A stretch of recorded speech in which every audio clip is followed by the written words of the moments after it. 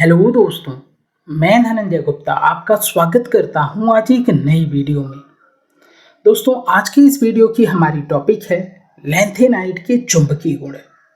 तो चलिए बिना समय गंवाए आज की इस वीडियो को स्टार्ट करते हैं। यदि आप वीडियो लास्ट तक देखते हैं तो मेरी गारंटी है कि पूरा कॉन्सेप्ट आपको बिल्कुल क्रिस्टल क्लियर होने वाला है। तो चलिए सबसे पहले हम समझने की कोशिश करते हैं कि लैंथेनाइट के चुंबकीय गुण का क्या अर्थ है। तो दोस्तों, चुंबकीय गुण के बारे में आपको पता होगा कि चुंबकीय व्यवहार के आधार पर पदार्थ दो प्रकार के होते हैं, एक अनुचुंबकीय और दूसरे प्रतिचुंबकीय। अनुचुंबकीय पदार्थ ऐसे पदार्थ होते हैं जो चुंबकीय क्षेत्र में आकर्षित होते हैं। और अनुचुंबकीय पदार्थ पहचानने का सबसे सिंपल तरीका है, आपको ध्यान रखना है कि अनुचुंबकीय पदार्थ में हमेशा अयुग्मित इलेक्ट्रॉन उपस्थित होंगे और प्रतिचुंबकीय पदार्थ ऐसे पदार्थ होते हैं जो चुंबकीय क्षेत्र में प्रतिकर्षित होते हैं और इनमें अयुग्मित इलेक्ट्रॉन नहीं पाए जाते हैं। अब यही कॉन्सेप्ट जब हम लैंथेनाइट पे लगाते हैं तो हम ये देखते हैं कि लैंथेनाइट के अधिकांश आयन अनुचुंबकीय होते हैं। अनुचुंबकीय को इंग्लिश में पैरामैग्नेटिक कहते हैं। इसका कारण क्या है? तो क्योंकि इनमें अयुग्मित इलेक्ट्रॉन उपस्थित होते हैं। केवल लैंथेनम 3+, सीरियम 4+, जिसमें आप देखेंगे कि F में इलेक्ट्रॉन 0 होंगे, तथा Yb2+ और Lu2+, जहाँ पे आप देखेंगे कि F कोष में 14 इलेक्ट्रॉन हैं, आयन प्रतिचुंबकीय होंगे क्योंकि इनमें अयुग्मित इलेक्ट्रॉन नहीं पाए जाते हैं। तो यहाँ तक की बात तो बिल्कुल आपको समझ में आ गई है। थोड़ा हम इन आयनों को देख के चेक करें ताकि ये कॉन्सेप्ट पूरा क्रिस्टल क्लियर हो जाए। तो देखिए, यहाँ पर एक टेबल में मैंने लैंथेनाइट श्रेणी के आयनों को दिखाया है। यहाँ पर देखिए हमने लैंथेनाइट श्रेणी के तत्वों को लिखा है, लैंथेनम से ल्यूटेशियम तक। और आप जानते हैं कि धन 3 ऑक्सीकरण अवस्था इसके सभी तत्व दिखाते हैं। तो आप देखिए धन 3 जो आयन है या धन 3 ऑक्सीकरण अवस्था है, ये इसकी कॉमन ऑक्सीकरण अवस्था है, कॉमन ऑक्सीडेशन स्टेज है। लेकिन कुछ पदार्थ ऐसे हैं, इसमें कुछ तत्व ऐसे हैं जो धन 2 और धन 4 ऑक्सीकरण अवस्था भी दिखाते हैं। जैसे यहाँ पे आपने देखा सीरियम धन 4 ऑक्सीकरण अवस्था दिखाता है, यूरोपियम में धन 2 आयन देखने को मिला यानी धन 2 ऑक्सीकरण अवस्था है। टर्बियम में आप देख रहे हैं धन 2 ऑक्सीकरण अवस्था है। यहाँ पे आप टीबी में भी देख रहे हैं धन 4 ऑक्सीकरण अवस्था है। तो इन मुख्य आयनों को हम एक एक करके चेक करते हैं कि कौन से इसमें प्रतिचुंबकीय हैं और कौन से अनुचुंबकीय हैं। वैसे मैंने यहाँ पे जो प्रतिचुंबकीय हैं उनको मैंने यहाँ पे ग्रीन कलर से दिखाया है, जैसे La3+, Ce3+, यहाँ पे Yb2+ और Lu3+। मात्र ये 4 आयन ऐसे हैं जो आपको प्रतिचुंबकीय मिलेंगे और बाकी सभी अनुचुंबकीय मिलेंगे। आपको पता है प्रतिचुंबकीय का अर्थ है कि इनमें अयुग्मित इलेक्ट्रॉन नहीं मिलेंगे। तो चलिए कुछ आयनों को हम निकाल के देखते हैं कि कितने अयुग्मित इलेक्ट्रॉन हैं, अनुचुंबकीय हैं कि प्रतिचुंबकीय हैं।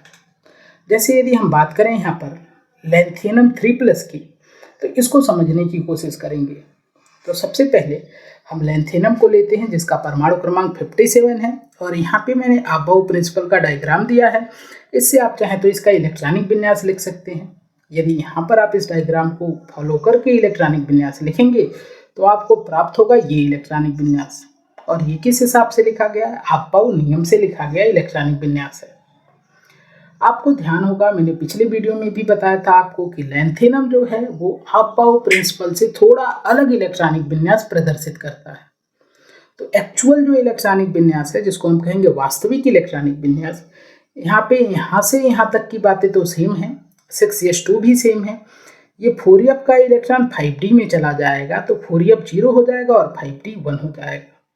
तो अबाउ नियम से लिखे गए इलेक्ट्रॉनिक विन्यास से इसका वास्तविक इलेक्ट्रॉनिक विन्यास थोड़ा अलग है। अब ऐसा क्यों हो गया कि 4f का इलेक्ट्रॉन 5d में चला गया? तो यहाँ पर आपको ध्यान रखना है कि 4f और 5d उपकोष जो हैं इनके मध्य ऊर्जा का अंतर बहुत ही कम है, दोनों की ऊर्जाएं काफी निकट हैं। तो यदि परमाणु चाहे तो अपने इलेक्ट्रॉन को 4f से 5d में भेज सकता है और लैंथेनम ऐसा ही किया हुआ है। इस वजह से यह इलेक्ट्रॉनिक विन्यास इसका वास्तविक इलेक्ट्रॉनिक विन्यास है। अब यदि इसको हम शॉर्ट में लिखना चाहें तो हम क्रोड का यूज कर सकते हैं। यहाँ से यहाँ तक के स्थान पे हम लिख सकते हैं Xe, क्योंकि यह Xe का इलेक्ट्रॉनिक विन्यास है। तो हम लैंथेनम 57 का इलेक्ट्रॉनिक विन्यास लिख सकते हैं Xe। इसके बाद बचा 6s2 4F0 और 5D1, जिसको यहाँ पर हमने लिख दिया है। एक्चुअल में हमको लैंथेनम आयन तक पहुँचना है, यानी लैंथेनम 3+ पे जाना है, तो 3 इलेक्ट्रॉनों को निकालना होगा। इलेक्ट्रॉन हमेशा बाह्यतम कोश से निकाले जाते हैं, तो कोई डाउट ना हो इसलिए हम इसको थोड़ा सा रीअरेंज करेंगे। आप जानते हैं यहाँ पे ये चौथा 4F में चौथा कोश, 5D में 5वां कोश, ये 6वां कोश। तो इसको हम यदि कोश वाइज करके सीधा लिखें कोश के अनुसार, तो हम लिखेंगे Xe, फिर 4F0 और 5D1 और लास्ट में लिखेंगे 6s2। तो इसको थोड़ा रीअरेंज करके हमने लिख लिया है, ये भी ठीक वही बात है। यहाँ पे जो बाह्यतम कोश है इसको हमने लास्ट में लिखने की कोशिश की है।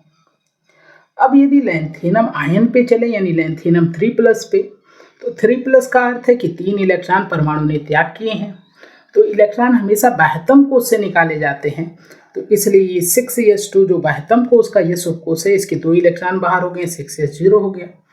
क्योंकि 3+ है मतलब 3 इलेक्ट्रॉन बाहर किए गए हैं, तो 1 इलेक्ट्रॉन और भी बाहर किया जाएगा। बाह्यतम कोश में इलेक्ट्रॉन नहीं है, तो हम बाह्यतम से एक पहले n-1 में देखेंगे, तो इसके d उपकोश का ये इलेक्ट्रॉन बाहर चला जाएगा। तो लैंथेनम 3+ का विन्यास हो जाएगा Xe 4F0 और 5D का इलेक्ट्रॉन निकल गया है, इसलिए 5D0 और 6sp0। अब यदि इस इलेक्ट्रॉनिक विन्यास को आप देखें, जो Xe के स्थान पे जो इलेक्ट्रॉनिक विन्यास है, यहाँ पे आप देखेंगे कि जितने भी उपकोश हैं सब पूरे भरे हुए हैं, और आपको पता होगा कि पूर्ण भरित उपकोश में अयुग्मित इलेक्ट्रॉन नहीं पाए जाते। बात क्लियर है। और यहाँ पे 4F में इलेक्ट्रॉन है ही नहीं, 5D में भी नहीं है और 6s में भी नहीं है, और Xe के सारे इलेक्ट्रॉन पेयर्ड हैं। यानी हम कह सकते हैं La3+ आयन में सब इलेक्ट्रॉन पेयर्ड इलेक्ट्रॉन हैं, अनपेयर्ड यानी अयुग्मित इलेक्ट्रॉन अनुपस्थित हैं या है ही नहीं। और जिनमें अयुग्मित इलेक्ट्रॉन नहीं होते हैं ऐसे पदार्थों को हम प्रतिचुंबकीय कहते हैं। तो इस प्रकार हमको समझ में आ गया कि लैंथेनम 3+ आयन जो है ये प्रतिचुंबकीय आयन है। उम्मीद है बात आपको क्लियर हो गई है, और इसी प्रकार से आप चाहें तो सभी आयनों को चेक कर सकते हैं। चलिए एक बार और हम इसको समझने की कोशिश करते हैं एक नए एग्जाम्पल से। तो सीरियम का एग्जाम्पल लेते हैं, परमाणु क्रमांक 58, और यदि इस नियम के अनुसार आप इलेक्ट्रॉनिक विन्यास लिखेंगे तो ये प्राप्त होगा अफबाउ नियम से। सीरियम के बारे में भी आप जानते हैं कि अफबाउ नियम से थोड़ा अलग इलेक्ट्रॉनिक विन्यास होगा इसका। तो जो वास्तविक इलेक्ट्रॉनिक विन्यास है, यहाँ तक की बातें तो सेम ही रहने वाली हैं। 6s2 भी सेम है, बस 4F के एक इलेक्ट्रॉन को 5D में भेज दिया गया, तो 4F1 और 5D1 हो गया है। ऐसा क्यों हो गया है? तो आप जानते हैं 4F और 5D की ऊर्जा काफ़ी निकट है, तो ऐसा हो सकता है। बात क्लियर है। अब इसको क्रोट के अनुसार लिखें, तो आप जानते हैं यहाँ से यहाँ तक के विन्यास को हम Xe लिख देंगे, तो हो जाएगा Ce परमाणु क्रमांक 58 इलेक्ट्रॉनिक विन्यास Xe, और इसके बाद बचा 6s2 4F1 और 5D1। अब इसको यदि हम लोग सीधा करके लिखें तो हम लिखेंगे सीरियम 58 Xe, 4F को पहले लिख दिया गया है, 5D1 को लिख दिया गया, फिर 6s2 को लास्ट में लिखा गया है। ये हो गया चौथा कोष, 5वां कोष और 6वां कोष। तो कोष के अनुसार हमने इसको सीधा कर दिया है। बात क्लियर है। अब यदि हम सीरियम के आयन को देखें तो सीरियम 2 प्रकार के आयन बनाता है। पिछले वीडियो में भी मैंने आपको बताया था कि सीरियम धन 3 के साथ धन 4 ऑक्सीकरण अवस्था भी प्रदर्शित करता है। तो यदि सीरियम 3+ का इलेक्ट्रॉनिक विन्यास लिखें तो यहाँ पे हम बाह्यतम कोष के इलेक्ट्रॉनों को बाहर करेंगे, तो 2 इलेक्ट्रॉन ये 6s2 वाले निकल जाएंगे और एक 5D से निकल जाएगा। तो सीरियम 3+ का इलेक्ट्रॉनिक विन्यास हो जाएगा Xe 4F1, 5D का इलेक्ट्रॉन बाहर हो गया इसलिए 5D0, और 6s के दोनों इलेक्ट्रॉन बाहर कर दिए गए इसलिए 6s0। अब आप जानते हैं कि Xe में तो अयुग्मित इलेक्ट्रॉन होगा नहीं, यहाँ पे 5D0 है, मिसेस में इलेक्ट्रॉन ही नहीं है, तो अयुग्मित इलेक्ट्रॉन या युग्मित इलेक्ट्रॉन कुछ भी नहीं है। और ऐसे ही 6s में भी इलेक्ट्रॉन नहीं है, तो इसको बनाने की कोई ज़रूरत नहीं है। यहाँ पर हम Xe को भी नहीं बना रहे हैं, 5D0 को भी नहीं बना रहे हैं और 6s0 को भी नहीं बना रहे हैं, क्योंकि इनमें इलेक्ट्रॉन नहीं है या फिर युग्मित इलेक्ट्रॉन है। यदि 4F को हम बनाएं तो 4F में यहाँ पे 7 ऑर्बिटल होंगे। आप जानते हैं कि जो F कोष है इसमें 7 ऑर्बिटल और एक इलेक्ट्रॉन को रखना है, तो किसी एक ऑर्बिटल में हम एक इलेक्ट्रॉन को ऐसे रख देंगे। और आप जानते हैं एक ऑर्बिटल में 2 इलेक्ट्रॉन रहते हैं तो पेयर्ड कहलाते हैं। अकेला इलेक्ट्रॉन है तो ये अनपेयर्ड या अयुग्मित इलेक्ट्रॉन है। तो इस प्रकार हमको समझ में आया कि जो Ce3+ है इसके पास एक अयुग्मित इलेक्ट्रॉन है, और क्योंकि अयुग्मित इलेक्ट्रॉन है इसलिए यह आयन जो होगा अनुचुंबकीय होगा। बात क्लियर है। अब बात करें Ce4+ की, तो यहाँ पर 4 इलेक्ट्रॉन निकाले जाएंगे तो ये वाला एक 5d का एक 4f का भी निकल जाएगा। तो इलेक्ट्रॉनिक विन्यास आपको मिलेगा XE 4f0 5d0 और 6s0। तो जब इलेक्ट्रॉन है ही नहीं तो कोष खाली बना के कोई फायदा नहीं है। और आप जानते हैं कि XE में सारे युग्मित इलेक्ट्रॉन हैं। तो इस इलेक्ट्रॉनिक विन्यास को देख के हम समझ सकते हैं कि यहाँ पर कोई अयुग्मित इलेक्ट्रॉन नहीं है, इसलिए यह आयन प्रतिचुंबकीय होगा। तो Ce4+ जो होता है प्रतिचुंबकीय होता है। थोड़ा सा और क्लियर करते हैं, एक और एग्जाम्पल ले लेते हैं हम लोग। तो हम ले सकते हैं Pr59 को। इसका इलेक्ट्रॉनिक विन्यास मैंने लिखा है क्रोड के अनुसार, तो Xe 6s2 और 4f3 5d0 इलेक्ट्रॉनिक विन्यास लिखना मैंने पिछले वीडियो में आपको सिखाया था, तो वहाँ से भी आप लिख सकते हैं। वैसे भी आप समझ सकते हैं कि 59 इलेक्ट्रॉन है, Xe लिख दिए, मीन्स 54 हो गए। बाकी के जो बचे हैं पहले 6s में 2 भर लिए, बाकी 3 जो बचे हैं उसको 4f में भर दिए और 5d में 0 कर दिए। अब यदि इसको हम सीधा लिखें कोष के अनुसार तो हम लिखेंगे Xe 4f3 5d0 और 6s2। अब जब इस Pr यानी कि प्रेजियोडियम में हम आयन देखें कि यह कौन सा आयन बनाता है, तो सिर्फ एक आयन बनाता है, धन 3। तो Pr धन 3 यानी धन 3 ऑक्सीकरण अवस्था ही प्रदर्शित करता है। तो धन 3 का मतलब है 3 इलेक्ट्रॉन को बाहर करना होगा। तो कौन से इलेक्ट्रॉन बाहर किए जाएंगे, जो बाह्यतम कोष में है, यानी कि 6s2 वाला। 5d में तो इलेक्ट्रॉन ही नहीं है, तो इसलिए आना पड़ेगा हमको 4f में, और यहाँ से भी एक इलेक्ट्रॉन को बाहर करना पड़ेगा। तो 4f2 5d0 और 6s0 ये विन्यास प्राप्त होगा Pr3+ का। आप जानते हैं कि यहाँ पे जब इलेक्ट्रॉन ही नहीं है तो इसको बनाने की भी जरूरत नहीं है। 5d को भी बनाएंगे, खाली रखेंगे, कोई फायदा नहीं है। और Xe के सारे इलेक्ट्रॉन युग्मित होते हैं। यदि हम 4f को बनाएं तो यहाँ पे ऐसे 7 ऑर्बिटल हैं और एक ऑर्बिटल में एक इलेक्ट्रॉन, दूसरे ऑर्बिटल में दूसरा इलेक्ट्रॉन। ये आप जानते हैं हुंड का नियम होता है कि पहले सभी ऑर्बिटल में एक एक इलेक्ट्रॉन रखने के बाद ही पेयर करते हैं। तो ये दोनों इलेक्ट्रॉन अकेले अकेले हैं, यानी कि अयुग्मित अवस्था में हैं। तो अयुग्मित इलेक्ट्रॉनों की संख्या Pr3+ में हो गई 2, और क्योंकि इसमें अयुग्मित इलेक्ट्रॉन है इसलिए यह पदार्थ अनुचुंबकीय होगा। बात क्लियर है? चलिए एक बार और देखते हैं। हम इस बार एग्जाम्पल लेते हैं Yb का। इलेक्ट्रॉनिक विन्यास यहाँ पर लिखा गया है। Yb की यदि हम इलेक्ट्रॉनिक विन्यास को सीधा करके लिखें तो हम लिखेंगे Xe 4f14 5d0 और 6s2। अब यहाँ पर Yb के आयन को देखें तो 2 प्रकार के आयन यहाँ पे मिलेंगे, Yb3+ और Yb2+। यदि 3+ आयन की इलेक्ट्रॉनिक विन्यास को हम लिखें तो यहाँ पे 3 इलेक्ट्रॉन बाहर किए जाएंगे, तो 6s0 हो जाएगा, और 4f में से एक इलेक्ट्रॉन निकल जाएगा तो 4f13 हो जाएगा। तो यहाँ पे तो इलेक्ट्रॉन है ही नहीं, तो 4f को यहाँ पे हम बनाते हैं।